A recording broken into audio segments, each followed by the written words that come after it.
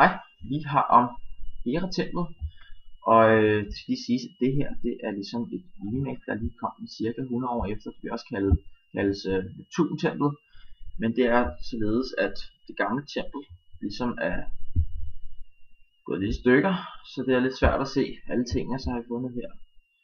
Jeg vil nærmest skal kalde en replika, eller i hvert fald en genskabning af det. Først vil vi starte med at fortælle om de forskellige ting, om hvor de så ligger henne. Vi har tympanonen her, som er gavlen, og det så nede under her, der har vi gejseren, ligger lige her, og så her har vi nogle triglyfer, de her 3 sten her, og de triglyfer, det er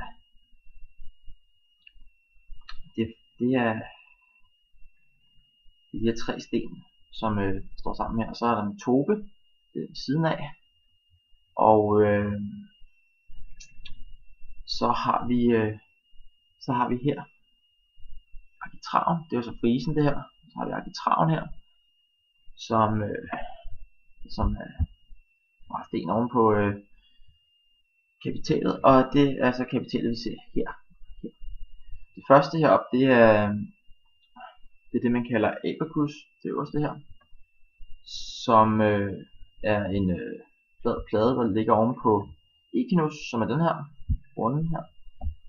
Og så dem med det rigtig gode øje, de kan så se Annuli her, som er den sidste del. Så har vi selve søjleskaftet med kanalure, den her type cigarformet cigarformet søjle. Og så hernede i bunden har vi stylobat, stereobalet, og her til nederst har vi Eutynteria. Ja. Så går vi videre. Ja, så vi har jo lige forklaret, ja, de hver især er her. Så altså, det er jo den doriske søjleorden, som er for det her tempel af. Og det karakteristiske ved det er cigarformede søjler, som er specielt karakteriseret for den arkaiske periode, og står i kontrast til den senere slanke klassiske tid. Der optræder ikke rigtig nogen dekorativ træk ved Hera-templet, og ikke specielt ikke generelt ved den doriske søjleorden, og det at den hænger sammen med den joniske søjleorden. Den doriske søjleorden er inspireret af egyptiske arkitektur ved dens massive brug af stensøjler, og omformningen kom hele templet kom, togerne kom oprindeligt fra træarkitektur. Det doriske tempel, de har også bærende konstruktioner over søjleordenen. Her der har det været træ med tober af brændt ler, og så har leren været anbragt i de mellemrum, der opstod mellem triglyferne. Der. Og det danner som en afslutning på en tværgående bjælke. En reminiscens til trækonstruktion er ligeledes skutara, som ikke lige kan se på det her billede. Det er her, nedenunder sted, som angiver træpløkke i sten. Yes. Så har vi Hera-templet. Som sagt, vi har en tendens til at være cigarformet her. Det er det gamle tempel, det andet tempel er hvis det man kan se over på siden. Det er det første. Det tempel det er også kaldt en basilika, som også er en kongelig bygning, eller søjlehal på græsk, hvilket også betyder offentlig mødebygning i antikken, som vi lærte i går i Kahoot. Det er et slags overdækket torv, og det blev egentlig først opdaget og undersøgt i 1700-tallet, men oprindeligt er det et tempel til gudinden Hera, Zeus' hustru og søster i græsk mytologi.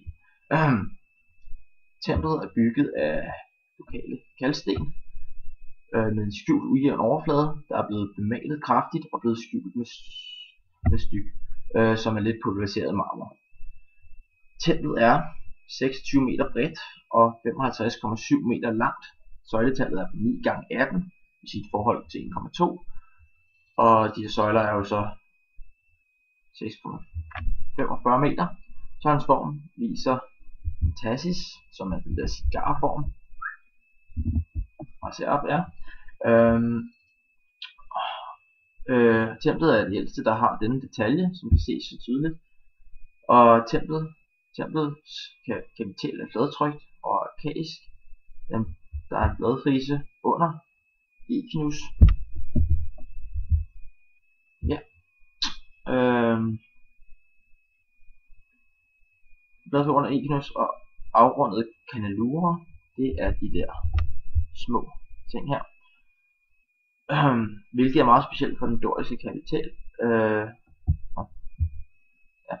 Kapitel og ja, det er der slet ikke normalt er så detaljeret. Så igen her, der ser vi lige et billede af kapitellet her. Her har vi selvfølgelig Equinus og Equinus. Og det er den her bladfrise. Yes, det er kandeluren. Man kan måske lige spotte meget stille, roligt. Ja, templets opbygning. Vi har celler, som er Naos' hovedrum, centrale i bygningen. Så har vi det Naos, så må det her jo selvfølgelig også være celler. Hele den her må være Naos, så det er celler. Det her, det er Pronaos, og hele rækken her udenom det er det, der hedder styl. Og det her, det er Opistodomos, det er Domos, som er bagrummet. Det her, det er som sagt Pronaos, som er forholdet. Og så, det var faktisk egentlig det.